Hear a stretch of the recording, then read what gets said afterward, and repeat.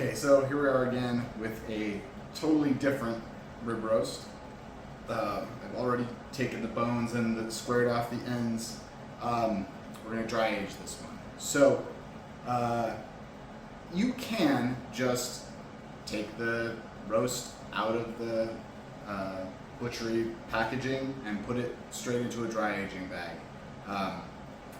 If you do that, you're gonna lose the rib bones because that meat's gonna be oxidized and not very good after dry aging.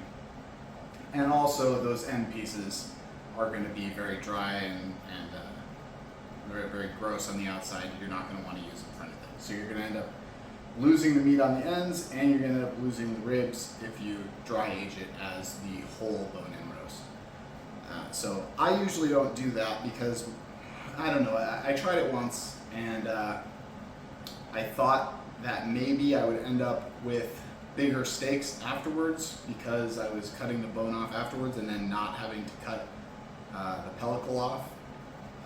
But it ended up being the same size, honestly. So the pellicle, just so you're aware, once the dry aging process is done, the whole outside is going to be very dry like beef jerky, and sometimes it can contain fungus and things like that that you don't want to eat. So when you are done dry aging, you're going to cut it into steaks and then you're going to want to trim that pellicle off the outside. You're trying to minimize that, but really it's just part of the process. So to do this, you need all the things that I mentioned in the previous video. You also need these. This is Umai dry aging bags. It's a special bag that's big enough to fit the whole roast inside, and basically it just sits in your refrigerator. You also will need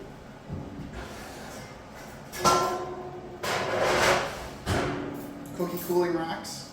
You're going to put this on the shelf in your refrigerator and set the bag on top of that so that you can get airflow all the way around. So this roast actually was a little bit bigger when I bought it than the previous one. The previous one was 22 pounds, this one's 24 pounds. Good luck finding a 24 pounder at your grocery store. They generally, I don't know, I find that they generally come in pretty close to 20 pounds. I got very lucky this time around.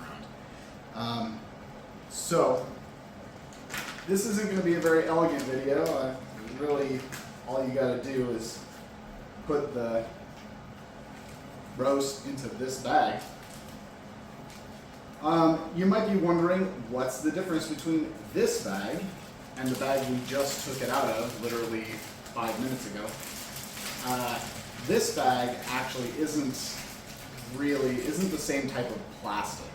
So this bag is a permeable membrane that will allow moisture out of the meat, which is part of the big part of the purpose of why you're dry aging this in the first place, is to get some of that moisture out. It gives your meat a very concentrated beef flavor.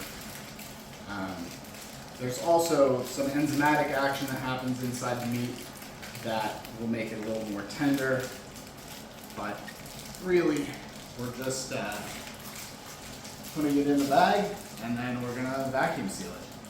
So this is a little awkward dealing with what is now probably a 15 to 18 pound slab of meat, but once you get it in the bag, I like to also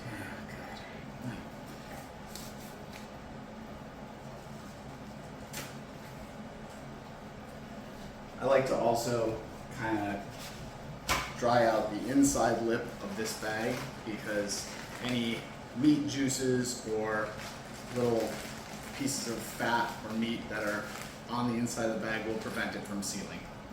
Push this out of my way. So the bag, these come in different sizes, by the way. This one is the ribeye and strip loin size. So there's also, I think, a bigger one which is for brisket, and then a smaller one for other smaller types of cuts. Now, first thing you'll notice when you go to try to vacuum seal this is it might be wider than your machine. So what I like to do is put just a corner of the bag into the machine like this, clamp it down, and just seal only on that corner.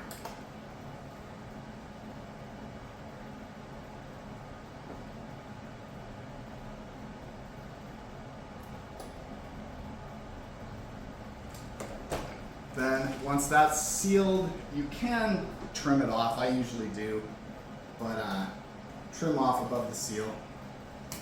And then I'll usually, just because this is gonna have to last for months in the fridge, for a month and a half in the fridge, I'll make a second seal line just inside of that one.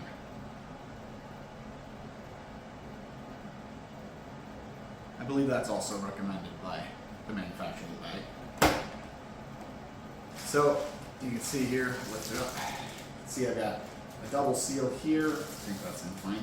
Double seal here, and then I'm going to go ahead and seal this last little part, but I'm actually going to use the vacuum for this seal.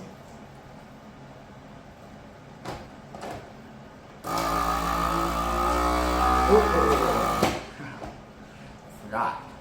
These bags come with these little gas permeable polymer strips, and you're going to want to put that just inside the edge of the bag so that so the normal vacuum sealing bags have like a texture to them that allows air to continue to come out even though the thing is clamped down on it. This doesn't have that, and so they include these little strips of this sort of foam that allows that to happen. So again, okay, it's vacuuming nicely. I can see the air is coming out. I'm going to push it a little closer so that it doesn't have to fight to get air.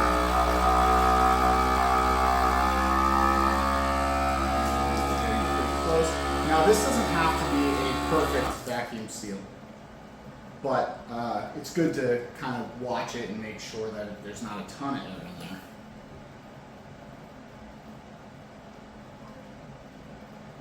Okay, that looks like a good seal. And again, I'm going to push it a little further in and make a second seal. Seal only, no vacuum on this one.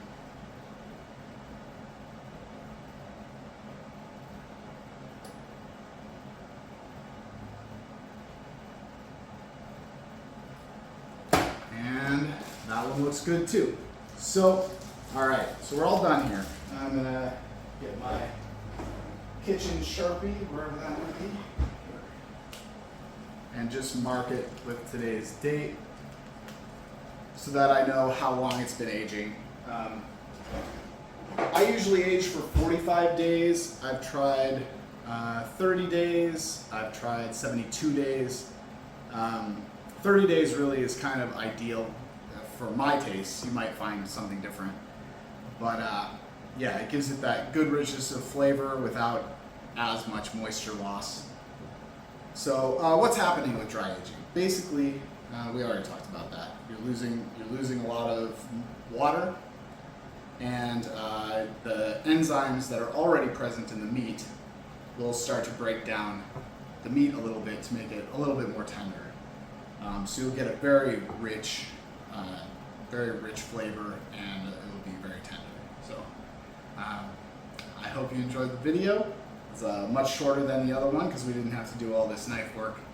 But if you have any questions, let me know.